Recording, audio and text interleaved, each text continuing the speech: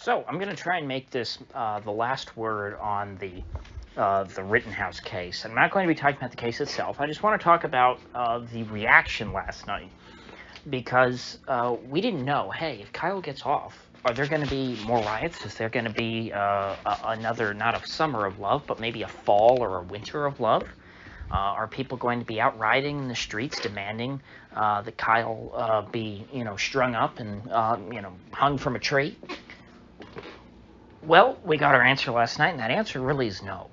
There was a handful of people outside of the Kenosha courthouse, causing trouble. Someone wrote, remove Judge Schroeder with chalk on the sidewalk, and I guess they were arrested for that. You're not allowed to, or no, maybe it wasn't the sidewalk. Maybe it was on the courthouse steps. Maybe that's why she was arrested, and I'm sure she's not going to get charged with anything. They're just probably going to release her this morning, hopefully. You shouldn't be charged with a crime for drawing with chalk on stairs at a courthouse. That's just ridiculous. But the situation really didn't get out of hand. There were people who were, supporting Kyle and people who were opposed to Kyle, and, nobody got killed. There were people, shouting and saying what they wanted, and it really was mostly peaceful there. Now, across the country, you say, well, what about all the other cities? Were they rioting and everywhere else? Well, Portland was doing what Portland does. I guess, a few windows got broken. But again, Portland does this sort of stuff all the time. It's a very violent city. And so by Portland standards, I don't think that there was some big anti-Rittenhouse uprising. New York, there were a bunch of people who gathered in the city somewhere and were shouting. But again, it was nothing like the Summer of Love protests last year. We all remember the big riots in New York where they went through the I don't know if you'd call it a shopping district. I don't know exactly what part of town, but it was somewhere in Manhattan where they have all these really expensive shops. And everybody just went in and smashed windows and looted and pillaged. It was a massive crowd of people, a sea of humans. This was not that. And so it seems like the reaction on the ground to the Rittenhouse verdict is going quite well. We're not seeing mass violence in the streets, and this has been a big culture war case. This has been, a big hot button issue. And if even this, did not spark violence on a wide scale, that to me is a positive thing. It shows that people right now are not in the mood to fight. People are not out looking for excuses to go out and riot. Now, this kind of makes sense because last year, I said, when I was talking about the BLM riots last year, that, I don't think this is just randomly happened this, in this summer of 2020. I don't think it's a coincidence that BLM is flaring up again and that we're seeing the biggest, BLM riots in history, going back to, 2014-ish, or was it 15? With the Mike Brown thing when BLM started. This is the biggest we've ever seen it, and this is the most violent we've ever seen. I think that a lot of that is just people being cooped up in their houses and wanting to go out and do things in these cities. And here we are a year later, things are much more open, even in these deep blue cities. People have much more normal lives than they did in the summer of 2020. They kind of can go to restaurants and things and do normal life stuff. And lo and behold, there seems to be much less of an aptitude for rioting. Now, maybe the Rittenhouse verdict is not as strong of an impetus to riot or as of a motivation as, let's say, another black guy getting shot, some hope in some high-profile manner. But for now, I can say that at least I think there's some pretty strong support for my hypothesis last year that the riots were largely a product or largely a reaction to the lockdown, and that these people were looking for an excuse to do these things, and that people had been bottled up for a couple of months in these big cities, and they just boiled over. You get a much different reaction to throwing a Mentos into a Coke bottle than you do throwing Mentos into a water bottle. And my only point is that American society last year could not be characterized as a water bottle when that Mentos tablet known as George Floyd was thrown into the mix. Now, the other major factor that I haven't discussed yet, the big elephant in the room, is that last year was an election year. It was also an election year featuring the reviled Orange Man, who is hated intensely across all of urban America where these riots were taking place. And this year, Uncle Joe is in charge. The Orange Man is gone, and there was an election in Virginia and in New Jersey and small places across the country, but no major elections this year, and those elections are already over, even if they were major. So we're in an off year where there is no real elections, and even next year is a midterm election, which urbanites are not quite as energized about historically. And I think, if I remember correctly, I should have checked this, but I was listening. Somebody mentioned yesterday, and I think I've seen this before, so I'm pretty sure this is true. If you check the Google Trends for BLM, Black Lives Matter, it tends to spike up during election years like 2016 and 2020, and then flatlines, because the media just kind of stops talking about them so much when they're not as useful. You don't really want a real strong, active Black Lives Matter movement during the Biden administration, because that would imply that Joe Biden is not doing his part to protect Black lives.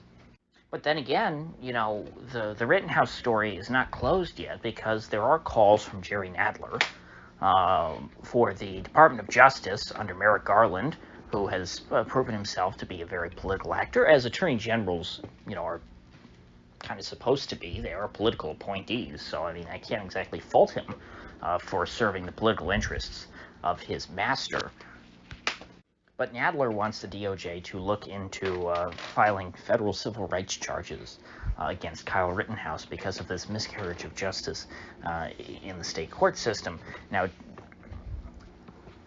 this does not mean that they actually are trying to file civil rights charges against Rittenhouse. It's not a foregone conclusion. Jerry Nadler is just saying he wants that to happen. And Jerry Nadler is he's a New York City congressman, so you kind of would expect that out of him.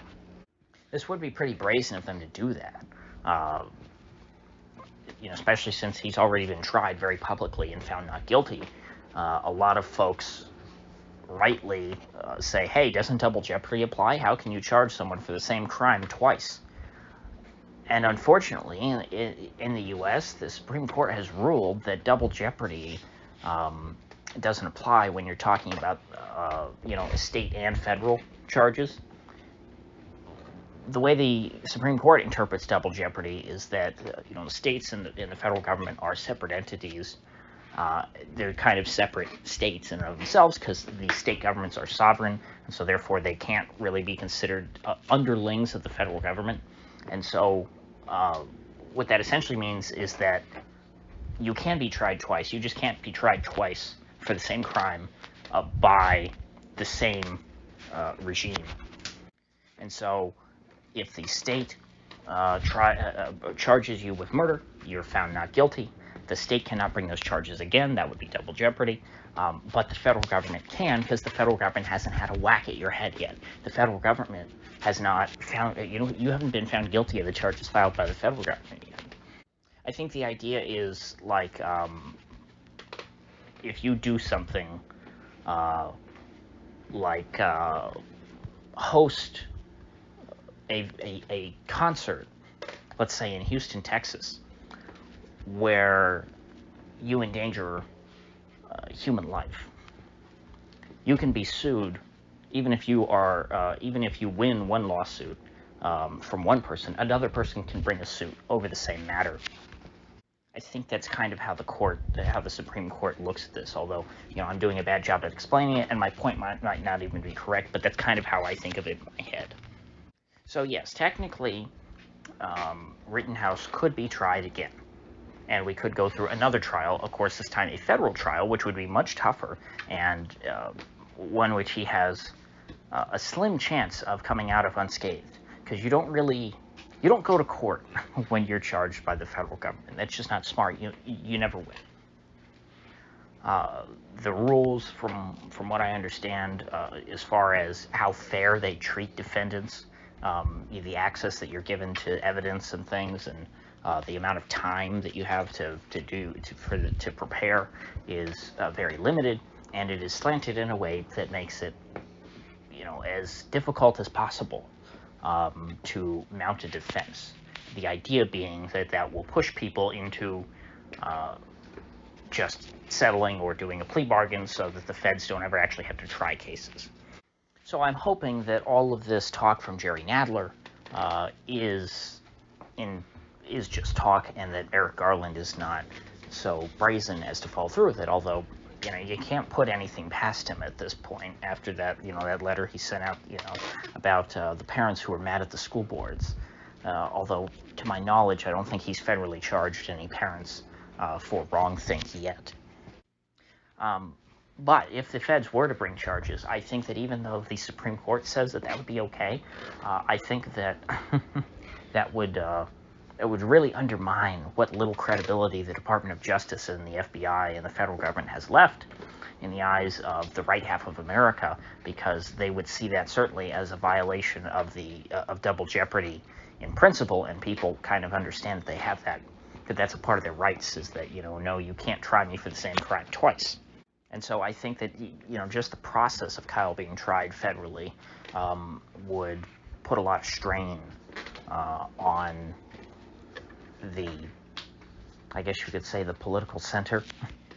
I think if Kyle were tried federally and convicted, in such an unfair way, that would be a red line for a lot of people. I think that a lot of people would snap after that. And I don't know what that means. Obviously it doesn't mean anything good in the short term. Hopefully people wouldn't react with violence, but it's like, how can you blame them at that point? It would certainly strike a lot of fear in the hearts of anyone who can relate, or who can empathize, I should say, not relate, who can empathize with Kyle and being in that scenario. Like I said yesterday, I think that 99.9% of people will admit they would have not been able to react as well as Kyle under those conditions and show such immense restraint. So, with that said, I will see you folks back here tomorrow.